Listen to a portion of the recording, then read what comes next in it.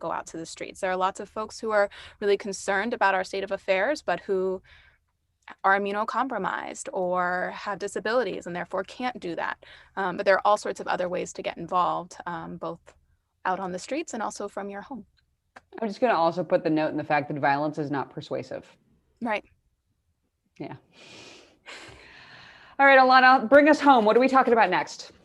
All right. Next, we are going to talk about all of the early voting and mail-in ballots that are happening lately. And this is really exciting because we have seen that despite all of the voter suppression measures, that people are voting, and that particularly people are requesting mail-in ballots.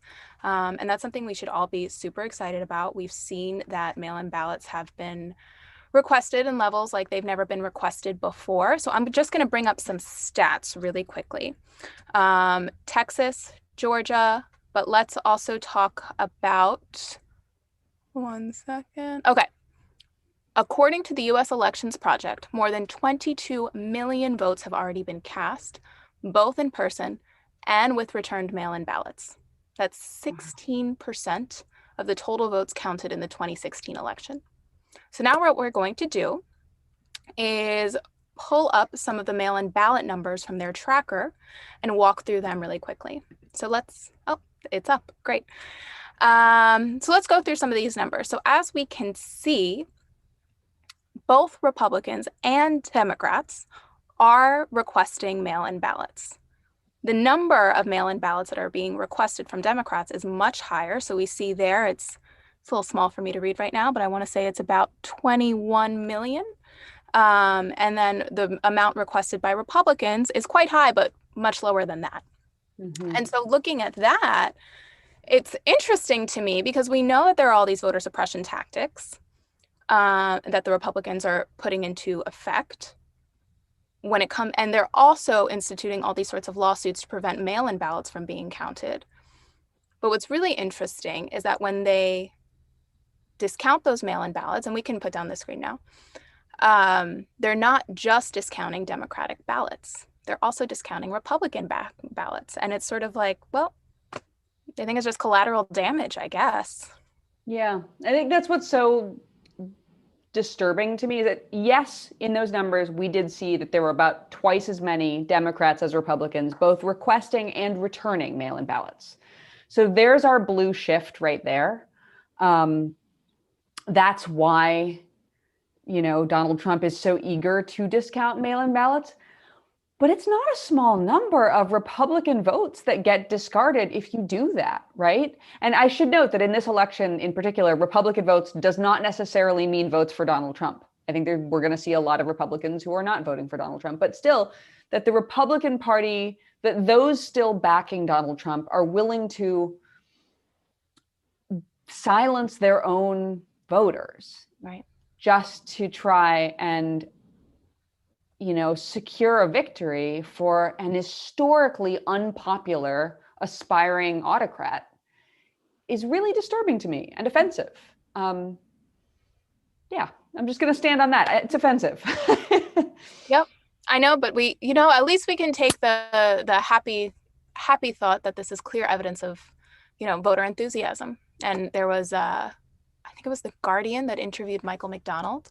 I love this quote. Tell him. This is great. So he's a University of Florida professor. He's got all the things. He runs the U.S. Election Project to get his thoughts on, and he gives his thoughts on early voting. And when he was asked what he thought of early voting, he said, "That's nuts." And by nuts, he means awesome. It's nuts. There's so many people voting early. It's amazing. I am voting tomorrow. I'm going to go vote in person tomorrow. Oh, you can vote that early? I can vote that early. That's great. Yeah. Okay. So let us know what the lines are like. I will, for sure. Yeah, no, I'm taking the whole family. We're going to mask up. I don't trust the mail. So I'm going to go in person. I'm going to alcohol wipe my pen or whatever I need. I think it's paper ballots at my polling place, but hand marked paper ballots, very secure. Videotape yourself. You want me to, should I live stream it to be like, yeah. Should I be an influencer? Should I be a voting influencer? Yeah. I don't think I'm ready for that, but I will tape it. I will tape it because someday I'll show it to my kid and I'll be like, this was mama voting against an autocrat. I'm just gonna throw it out there for the clips folks. We could clip it for our show. This what everybody will tune in to see is, well, maybe it'll be interesting. Maybe I'll trip over a crack in the sidewalk and fall down. Maybe there will be slapstick humor. We'll see what happens. We'll see what happens. But I'll try to bring something good for the show on Monday. Okay, so we talked last time I was here, which was not yesterday, but last time I was here 2 days ago. We talked about this weird intersection of voter enthusiasm and voter suppression, right? That like the massive amount of turnout, this historic, astonishing turnout is resulting because of voter suppression, which creates more limited opportunities to partake in democracy. We're seeing lines as long as a quarter mile. In Columbus, Ohio, we saw quarter mile long lines of people waiting to cast their ballots, for example. And this is a failure. This is voter suppression. This is, I think people often think of these lines as being just like a failure of bureaucracy, right? Like the same way you go to the DMV and there's a long wait, you're like, oh, there's a long wait because government things suck. Mm-hmm.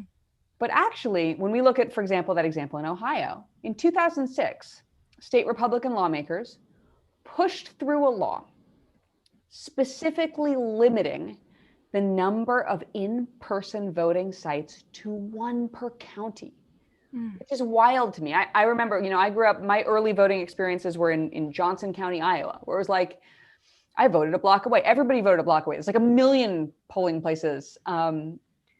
I can't imagine 1 in-person voting place per county. And in Texas, we've got the same thing happening with the very deliberate decision to limit resources. So this is not like an accident of overwhelmed bureaucracy. This is very deliberate actions on the part of lawmakers and legislators to make it really hard and unpleasant and dangerous or just annoying and exhausting to vote. Mm-hmm. In Texas, of course, there's 1 ballot drop-off location per county, which means that like deep red Vinton County with a population of 13,500 people gets the same number of polling places as Harris County that is the size of Connecticut, or Franklin County, which has 1.3 million people. Oh, shoot, I'm talking about Ohio. In Harris County, I was comparing yesterday, like Harris County, Texas, it's got 4.7 million people, with Loving County, Texas, that has like 100 people. Same thing happening in Ohio, Vinton County versus Franklin County. Millions of people crammed into one place versus, a few thousand people utilizing one place. But what's exciting about the Ohio example, and actually about Texas too, is that our early signs show that Ohioans aren't being deterred. Texans aren't being deterred.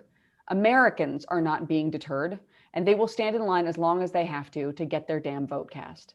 Mm-hmm. State officials in Ohio actually reported this week that more than 3 times as many people had cast early ballots there than they did in 2016, which is beautiful. It's great. It's so good. It's just so good. People are listening when we say to vote, so thanks for listening. I'm sure the reason people are voting is because we tell them to. But, and we've seen this momentum all over the country, and there are signs of it everywhere. I mean, listen to this headline that came out of The Hill that made me chuckle. It said, Colorado reports bonkers increase of 2,400% in early voting. Through 333,000 plus North Carolina voters cast ballots on the first day of early voting, likely breaking record, reported WBTV. And meanwhile, on the first day of voting in Tennessee, more than 270,000 people voted either in person or by mail. And that is a 91% increase from the very first day of early voting in 2016 and a 120% increase over 2012. And in Pennsylvania, we all know how important Pennsylvania is. State officials reported earlier this week that Democrats have cast more than 3/4 of early ballots so far. Oh, sure. Y'all tell us who's voting first, but you won't count the ballots before Election Day. Sure, Pennsylvania. Your strange ways. Okay. Voters, we see you. Viewers, we're going to take a few minutes to just like bask in the glory of your fellow Americans voting early and getting out there and not being silenced. Okay, enough joy. No joy here. here, it's okay, we've taken a minute to be happy, but now we have to keep it up. Like, that's the hard part, right? It's like, this is great. This is great out the gate. But anybody who's ever watched a horse race knows that breaking early and fast does not always win the race. You need to have that sustained power. I think that if voting, if turnout keeps up at this rate, if people keep sticking it out as long as they have to make themselves heard, we could see the only thing that will disempower the Trump campaign to try and make a grab at the election, which is like a front page splash banner headline that reads, Trump loses in historic landslide. Nation recoils from Donald Trump. Anything less than that, it's not going to cut it to avoid the potential strategies we've been talking about in this show, which involve using the chaos surrounding vote counting to try and push for fraudulent electors to be sent in lieu of the electors selected by the voter. That means that what we're seeing, this kind of turnout, is like the only thing standing between us and a Trump campaign effort to keep the election within, I think what we called last week, cheating distance, which I think is an amazing term.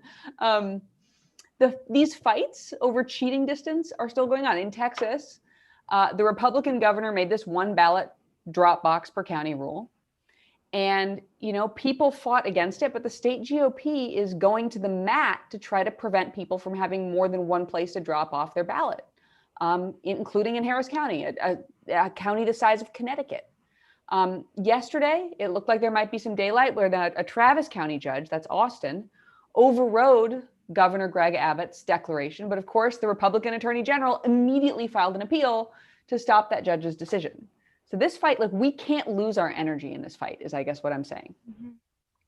Yeah, and while I know we took a lot of, it feels good to know that so many people are voting. I'm gonna put sort of a sad pin in that, because even with all of the folks who are voting with mail-in ballots, we know that a lot of the Republicans are going to try to make sure that those votes don't count.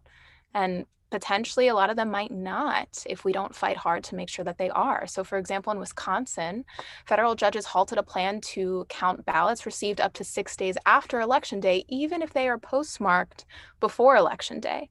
And something similar was happening in New Hampshire, where a judge rejected a lawsuit calling on the state to tally ballots arriving up to 5 days late. And in Georgia, an appeals court dropped a 3-day deadline extension for ballots. So, people want to cast their votes early. They're doing everything they can to cast their votes. And we see that these votes are coming in great numbers, but we've got to work extra hard, given all of the forces that are trying to suppress our votes, to make sure that they're counted. And that means there are all sorts of complicated instructions. Pennsylvania has this naked ballot thing where you've got an envelope and another envelope, and you got to put the envelope in the envelope. And you've got to make sure that you follow all those rules. And you've also got to make sure that you're mailing it as early as possible, because especially with slowdowns in the USPS, it's possible that if you're not getting them soon enough, that they could not be counted. And I'm going to put one little addendum to that.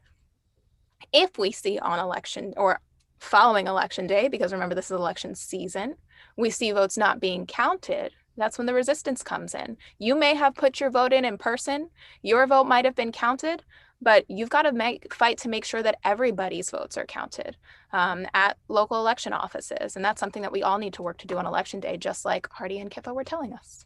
Stick up for your friends and neighbors. Alana, that was such a good summary, actually, of like the arc of our episode, right? Actually back to front, which is sort of like, vote right now, get that ballot in, do not wait, do not push it close to the line.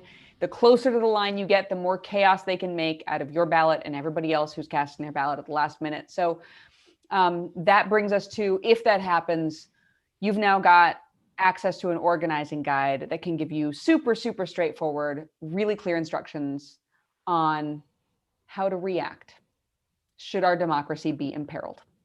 And we can all hope that these long lines of voters are going to save us from that outcome, and that this entire show will have been irrelevant. I am hoping to have been completely irrelevant. Aren't you, Alana? Wouldn't that be better? Absolutely.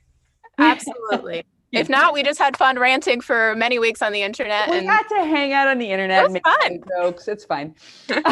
All right. So that's our show for today. Your weekend homework is to go vote if you can. We will see you back here on Monday at 4:00 for another episode of The Count. Thank you so much for joining us. I'm Emily Galvan Almanza. This is Alana Sivan.